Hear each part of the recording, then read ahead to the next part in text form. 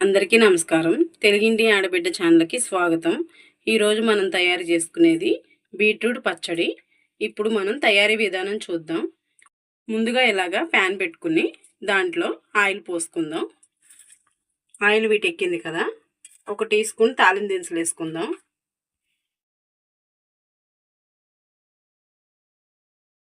ఒక 3 ఎండుమిరగాయలు తుంచి వేసుకుందాం. ఇది కొంచెం ఫ్రై అవనిద్దాం. తాలింపు దినుసులు, ఎండుమిర్చి, కొంచెం కరివేపాకు వేసుకుందాం, కొంచెం ఇంగువ,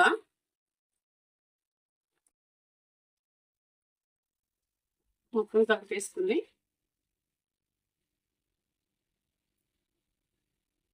ఒక 5 పచ్చిమిర్చి ఇలా సన్నగా కట్ చేసుకోవాలి. ఒక 2 నిమిషాలు పచ్చిమిర్చి ఫ్రై అవనిద్దాం. సన్నగా కట్ చేసుకున్న బీట్రూట్ ముక్కలు కూడా వేసేసుకుందాం. ఇది మొత్తం కలిపేసుకుని ఒక 2 నిమిషాలు బీట్రూట్ మగ్గనిద్దాము. కొంచెం చింతపండు కూడా వేసుకుని బీట్రూట్తో పాటుగానే మగ్గనిద్దాము. ఇదంతా ఇలా కలిపేసుకుని మూత పెట్టుకుని ఒక 2 నిమిషాలు ఫ్రై అవనిద్దాం. ఇప్పుడు మనం మూత తీసుకుని చూసారు కదా, బీట్రూట్ బాగా ఫ్రై అయిపోయింది. ఇప్పుడు మనం స్టవ్ ఆపేసుకుందాం. ఇది కాసేపు చల్లారిన తర్వాత మిక్సీ పట్టేసుకుందాం. ఇలాగా చల్లారేటప్పుడు కొంచెం కొత్తిమీర వేసుకుని ఇలా కలుపుకుంటే మిక్సీ జార్లో 1 టీ స్పూన్ జీలకర్ర, ఒక 10 ఎల్లుల్లిపాయ రెబ్బలు, టేస్ట్కి సరిపడ్డంత సాల్టు. ఇప్పుడు మనం ఇది మిక్సీ పట్టేసుకుందాం.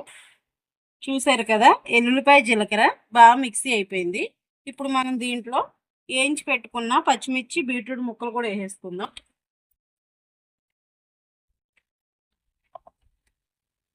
ఇప్పుడు మనం ఇది కూడా మిక్సీ పట్టేసుకుందాం.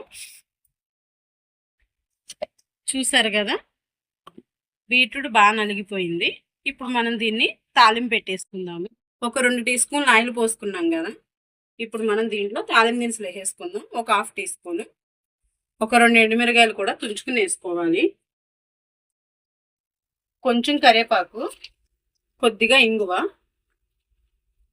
ఇది మొత్తం ఒకసారి కలిపేసుకుందాం. చూసారు కదా, తాలింపు బాగా ఫ్రై అయిపోయింది. బీట్రూట్ పచ్చడి దీంట్లో వేసేసుకుందాం. చూసారు కదా, బీట్రూట్ పచ్చడి రెడీ అయిపోయింది. ఇప్పుడు దీంట్లో కొంచెం కొత్తిమీర వేసుకుందాం. చాలా టేస్టీగా ఉంటుంది బీట్రూట్ పచ్చడి. ఇలా మీరు కూడా ఒకసారి ట్రై చేయండి.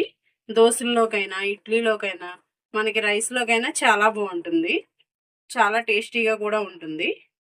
మీరు కూడా ట్రై చేసి ఎలా ఉందో కామెంట్ చేయండి. లైక్ చేయండి, షేర్ చేయండి, సబ్స్క్రైబ్ చేయండి. వీడియో చివరి వరకు చూసినందుకు ధన్యవాదాలు.